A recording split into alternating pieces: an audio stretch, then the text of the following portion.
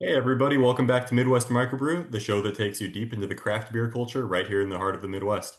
I'm your host, Henry Nosek, and today we're heading to Ames, Iowa to sit down and interview Neil Blair and Elliot Thompson, two of the guys behind Alluvial Brewing. We're talking about how Alluvial got its start, the story behind building something from the ground up in a college town with a serious passion for great beer, and we'll also get into what makes the tap room such a special place to hang out, and how live music has become a real part of the Alluvial experience. Whether you're a regular at Alluvial or you're just discovering them for the first time, this is a conversation you're not going to want to miss. So let's grab a cold one and get right into it.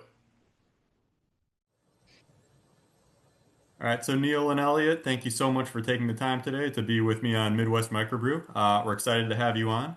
To start off, I figured you guys could just tell me a little bit more about what you do within Alluvial Brewing.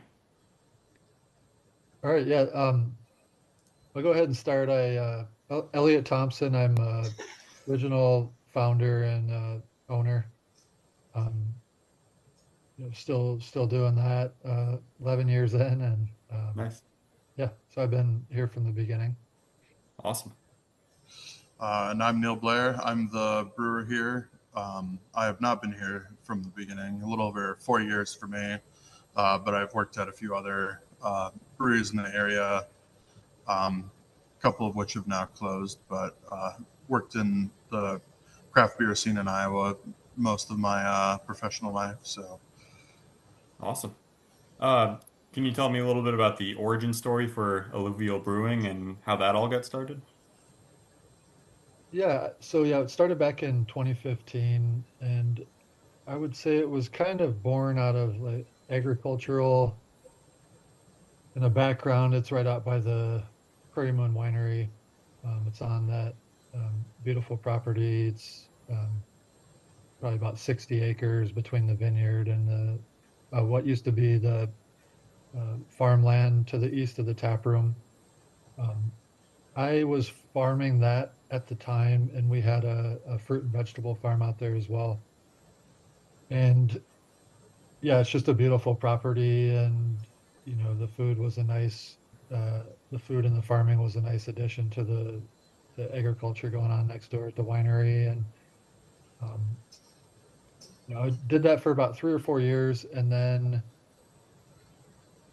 we just kind of were thinking of other ways to get more community members out there, Mhm. and just to enjoy the space and kind of share it all with everybody. And just kind of right place, right time. A couple other of the folks that started out with me, Matt Nissen, who was at Prairie Moon, and then Jason PD Peterson.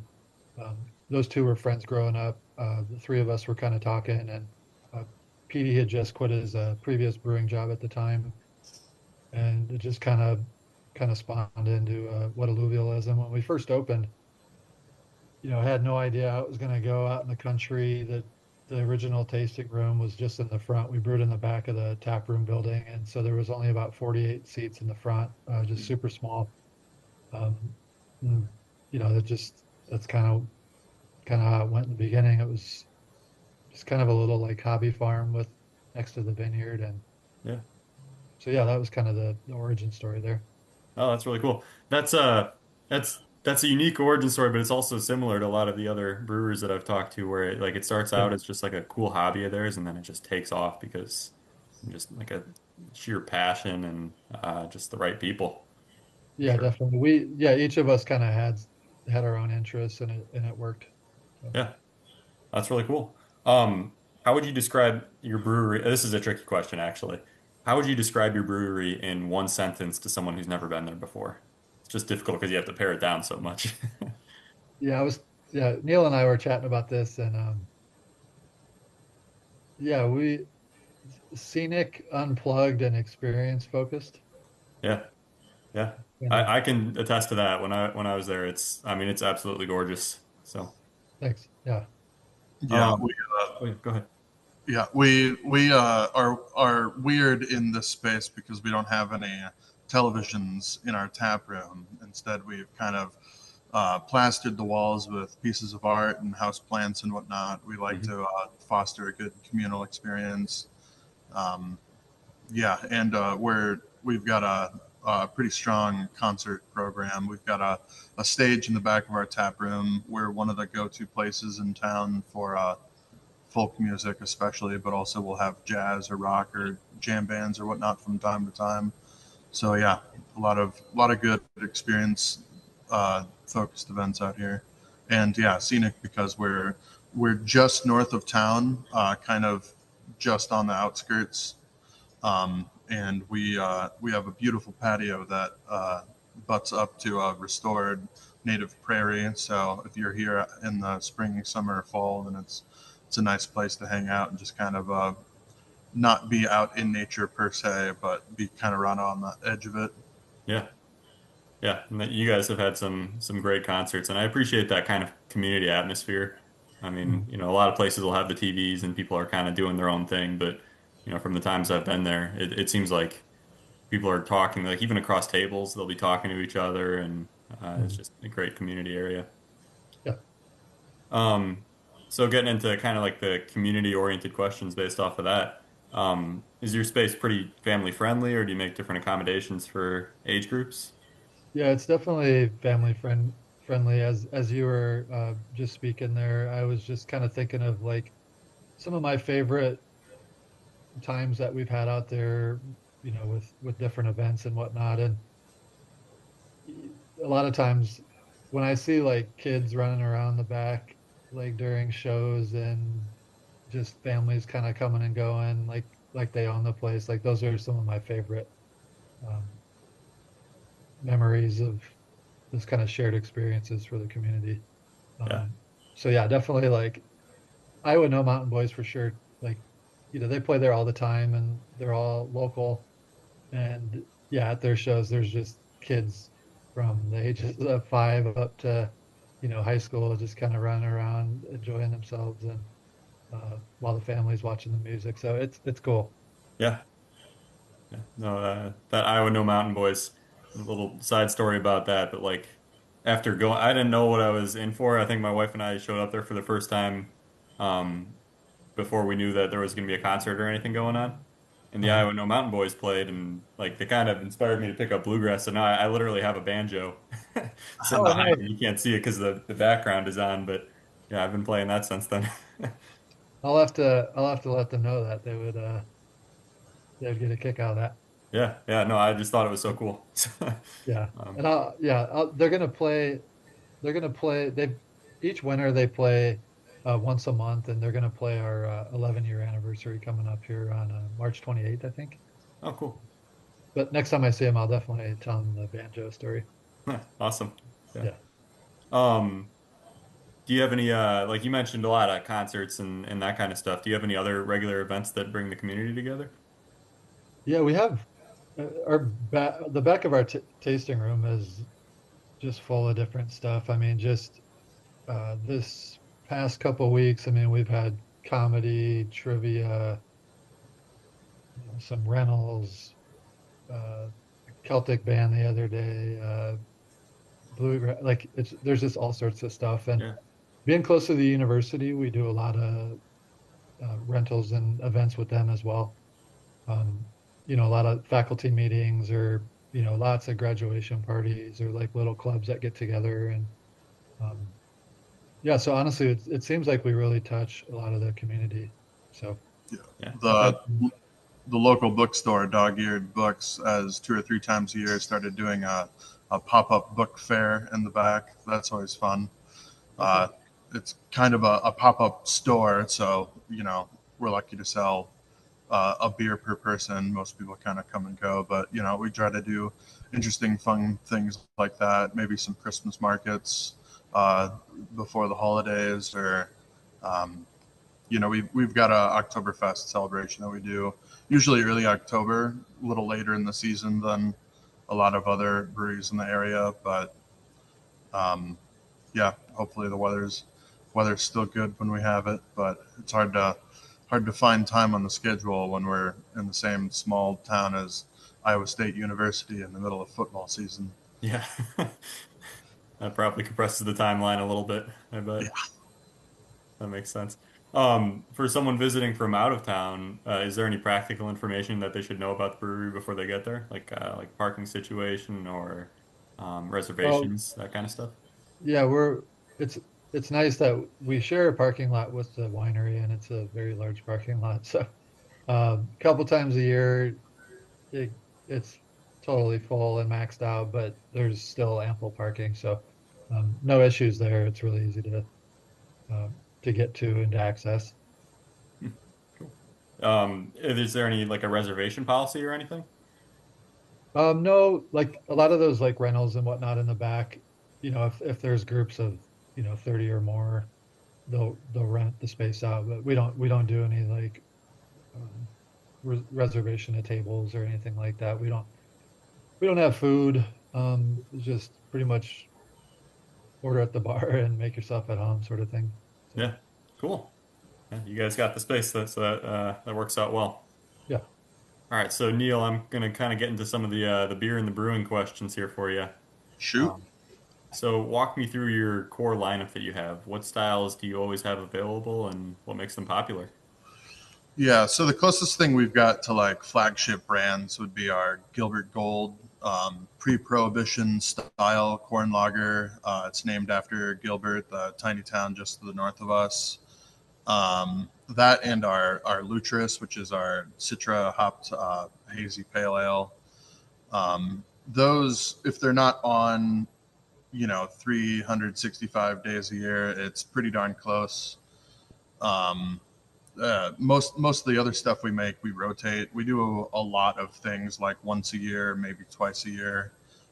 But we as far as like core lineup goes, it really it's mostly those two. But our tap tree is pretty diverse. We'll have three or four different IPAs or pales on. We have one or two different things in the like amber category, whether it's a mild or a Scottish or an Irish red, coming up on St. Patrick's Day here, Hmm. something in that slot. But like what the specific brand or style is kind of rotates throughout the year. Gotcha.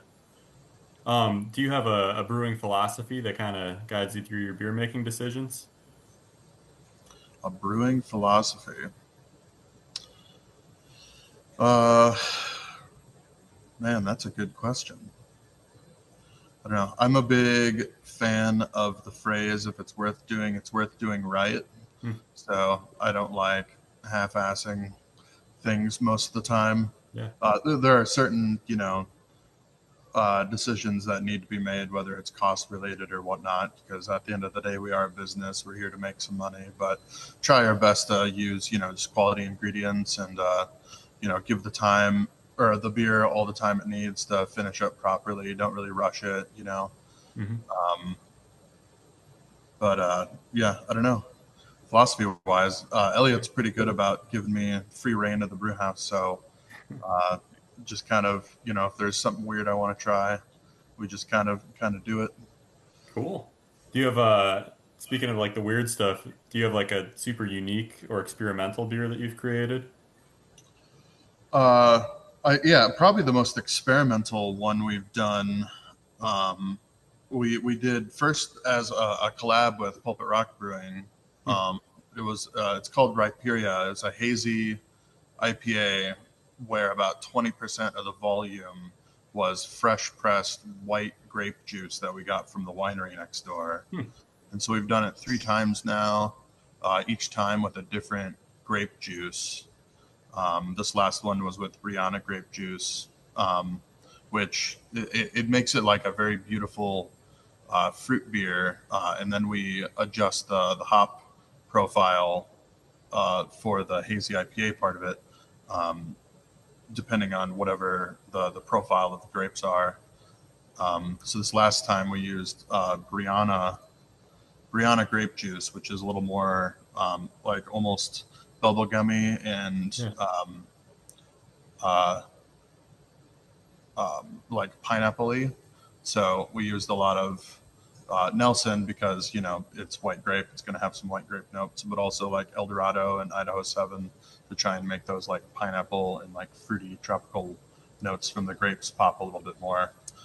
So it's a it's a weird. It ends up kind of as a sour IPA as well, because the acid profile of the wine grape juice is just so potent that it drops the final product of the beer into like sour ale territory. Gotcha. So it's just it's a weird beer. It's kind of hard to wrap your head around. You need to get a few sips in to to really experience it all. That's probably the weirdest thing we've done. We did a few years ago. We did a carrot cake sour. Oh, really? Pastry sour that we used basically like 30 gallons worth of carrot juice, and then like cake flavoring and vanilla and cinnamon and all of that. Turned out really well. Didn't sell the best. I'd love to try and make it again at some point, but those are probably some of the weirdest ones we've done. Well, it sounds fun to me. I think your Archaea, to me, it might not be like out there, but to me that's the most unique to our brewery. Our Archaea is our series of spontaneous sour ales, so cool shipped here on property. As Elliot mentioned, we're kind of slightly out in the country, right next to a winery. We're also right next to an organic vegetable farm. So in theory, we've got a lot of very beneficial microbes in the area. So we made a makeshift cool ship that we kind of drop outside and let the wort cool in the night air in the late spring or the early spring, late winter. Put it in barrels, let it ferment for like a year. We've only done a couple batches. The next one is actually not yet bottled, but we're bottling that here imminently. Cool. And we've re-fermented some of it on some red raspberry, some grapes from the winery next year, Marcal Foch, red hybrid grapes. But yeah, it's I don't know. It's not exactly experimental. It's taken a lot of trial and error, but the Belgians have been doing it for over a century. But I really like lambic style, and so I'm trying my best to mimic that here in central Iowa. Yeah, that's really cool. And I mean, it doesn't necessarily have to be experimental. It's just, unique to you guys, and that's awesome. Mm-hmm. Yeah, sure. I mean, it's my favorite style to drink, and basically nobody in Iowa is really doing it. So I suppose I figured I could do it myself. And they've turned out really well so far. We have had to dump a couple of barrels because they went bad, but we've had surprisingly good luck so far with the first few batches. Nice. Of, good juice coming back out of the barrel. Awesome. And you say that those are currently you're getting ready to bottle them? Yeah, so batch one, we've still got a few bottles of the unfruited and a few bottles of the grape one in our tap room right now. But we're just about to bottle batch two. Gotcha. And we're about to brew batch three. So something to look forward to. Another year, yeah. Are there any other like seasonal? I know you mentioned Oktoberfest, but do you have like other seasonal or limited releases that people should be looking out for? I mean, probably our most well-known one, at least to our regulars, would be the O. Henry Batatas, which is it's a sweet potato autumn ale, and we use sweet potatoes from the aforementioned organic farm next door. So it's got some maple in it, it's got some vanilla in it, but hopefully the feature that comes through is sweet potatoes that are grown like literally 150 yards from the brew house. I clean and peel them and steam them in house and put them back in with the mash, and just pretty darn locally focused. Awesome. Well, that sounds great. Yeah, I know a lot of regulars really like that one. Right now we've got our Schwarzbier on for like our seasonal winter lager. That's been pretty darn popular. It's called Moranon. It's actually our best seller right now for weekly sales, which has surprised even me. I mean, I brew it because I love Shores beer, but it's actually been out competing our Gilbert Gold lager, which is normally our #1 seller. Wow. It's always funny when something like that happens. It's Yeah, unexpected. Yeah. But not, yeah. well, it's not, they all sound great, so Thanks. yeah. Yeah, if we would have checked 5 years ago, it just the beer trends and preferences are, change all the time. So it's just interesting. Yeah, yeah, it's hard to predict. It's Yeah. it's hard to predict where that kind of stuff will go, Yeah. for sure. Um, for someone new to the world of craft beer, if they came to your brewery, what would you recommend as like a good introduction? If they came right now, definitely the Moranon. Um, yeah, it's a good. It's dark but not too dark. It's got some body but not too much. It's just very well rounded, if I do say so myself. Um, it's beer flavored beer, as we say around Yeah. here. Um, That's uh, probably maybe the last spell is always interesting. I feel like that one's pretty yeah, um, yeah. Last spell, which is one of our lines of, or one of our recipes of barrel aged imperial stout. The one that we have right now is quad vanilla. Uh, that being, it was made with Madagascar, Ugandan, Tahitian, and Tanzanian vanilla beans. It's Hmm. like 14%, spent a little over 2 years in barrels. It's a big, thick, fudgy, brownie battered imperial stout. Um, yeah, for people, especially people that are new to craft beer, it's just nice to show people that craft beer isn't just all bitter. It's not just all sweet and sugary. It's not all high ABV. Those are Yeah. some of my favorite beers, but it's a beer as a like beverage category is one of the most, if not the most diverse type of beverage in the world. And so a lot of people think that it's just one or two different things, and I like to show them that it's a lot more than that. Yeah. Yeah, prove them wrong. It sounds like you got quite the lineup, little something for everybody in there. So mhm. that's pretty Yep. sweet. This is kind of getting into like the insider questions. Uh, this one's a little trickier too. What's something that like about your brewery that most people should know, but maybe they don't before they get there? Um, you can drink bottles on site. I Okay. don't know how many people know that or whatnot, but like we've got a fair amount of like, especially saisons like the Archaeas or our Telluric, which is also like barrel fermented saisons, but they're not spontaneous. But Mhm. we've got a whole lineup of those. We've got a few other like barrel aged offerings in bottles that we don't have on tap, and people want to try them. Obviously, they can't really sample it, but they could certainly buy a bottle and just drink it on site if they'd like. Cool. Yeah, that's a good thing to know. Yeah. Um, so kind of getting into some of the industry questions with the area. So since you guys are pretty close to Iowa State, are there a lot of breweries in the area, or how would you describe the craft beer scene in the area?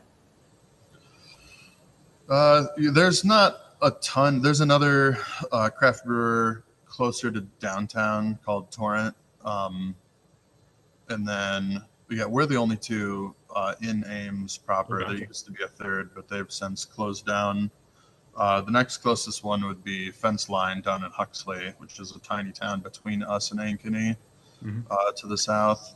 Um, but yeah, it's a pretty small scene.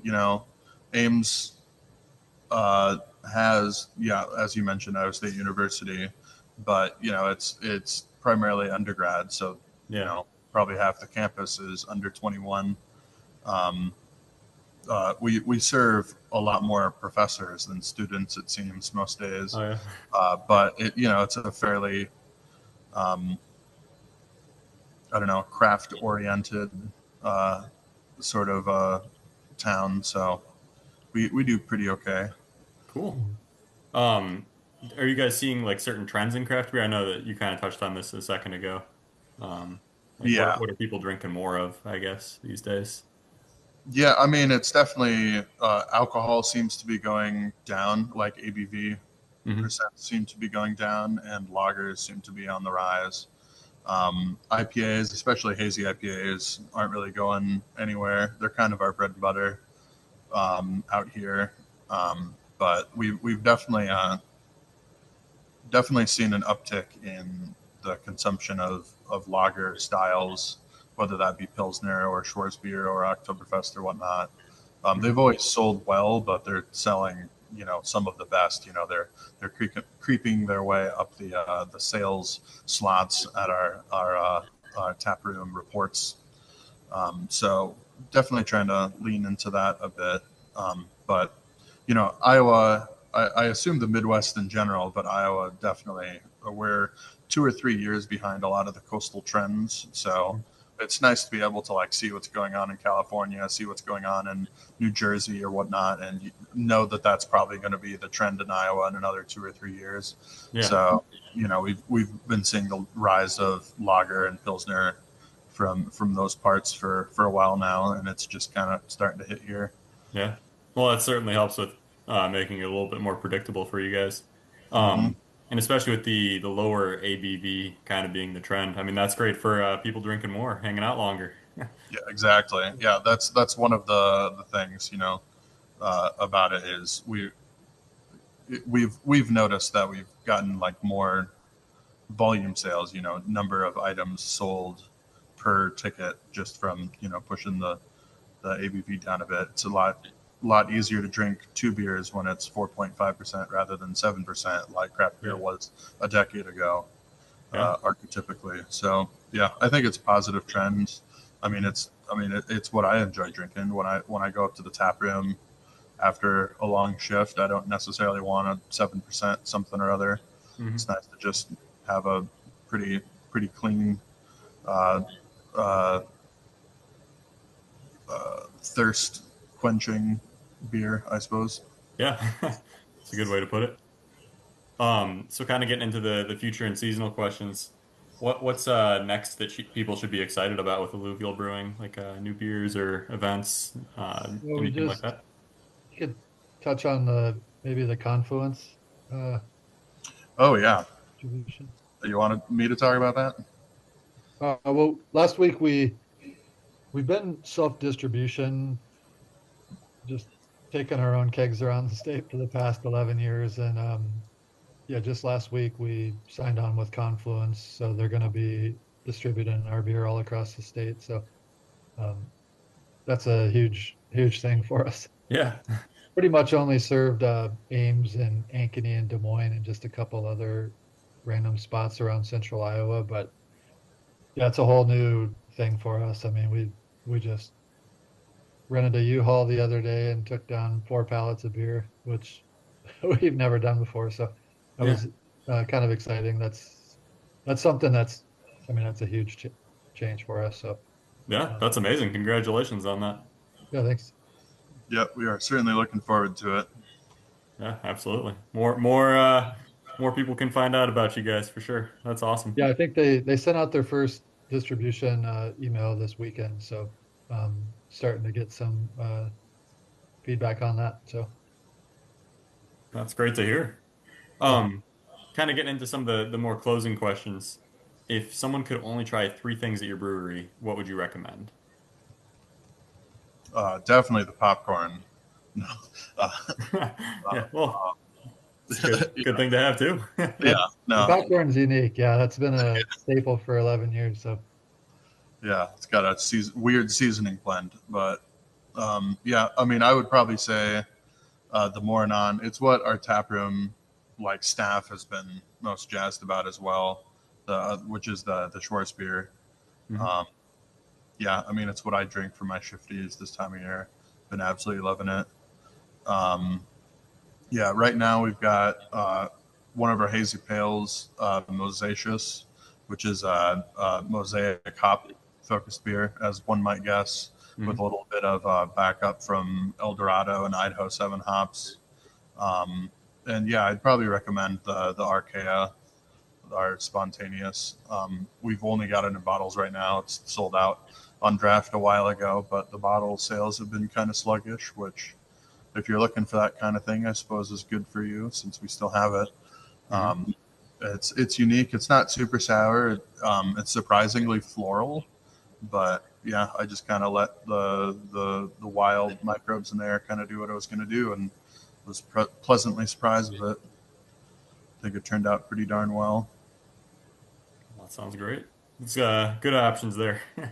Um, what's the best way for people to stay connected with what you guys are doing? Honestly, probably our website, um, alluvialbrewing.com. That's where we put all the new beers, and all the events are posted on there. Um, Cool. yeah. Yeah, I'll make sure to link that in the description for all of our listeners. Okay. And then do you guys have any final thoughts or messages for people who'd be considering a visit? Um, please do come to a concert if nothing else. Yeah. For anyone curious about our beer, as Elliot mentioned, we just launched with Confluence as a distribution partner. So anywhere you can find their beer, hopefully you'll soon be able to find ours as well. We'll be at the IOCraft Brew Fest in Des Moines on June 6th. So come check us out there. Mm-hmm. Otherwise, say hi. yeah, absolutely. But yeah, for people considering a visit, yeah, bring the family, bring the dog. That's a beautiful property. You won't be disappointed. Yep. Absolutely. No, you guys have a great thing going. I love the brewery. I love what you do with the events, and you got great beer. So Thanks. Maybe you'll be playing banjo on the stage someday. yeah, someday I'm not quite at their level yet, but I'm working on it. I'm working on it. Yeah. Give it a few years. Yeah.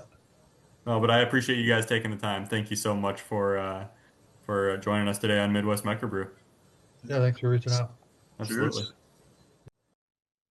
Alrighty, guys, that's going to do it for today. Be sure to check out some of our other exclusive interviews with the people from the best breweries in the Midwest. Bye now.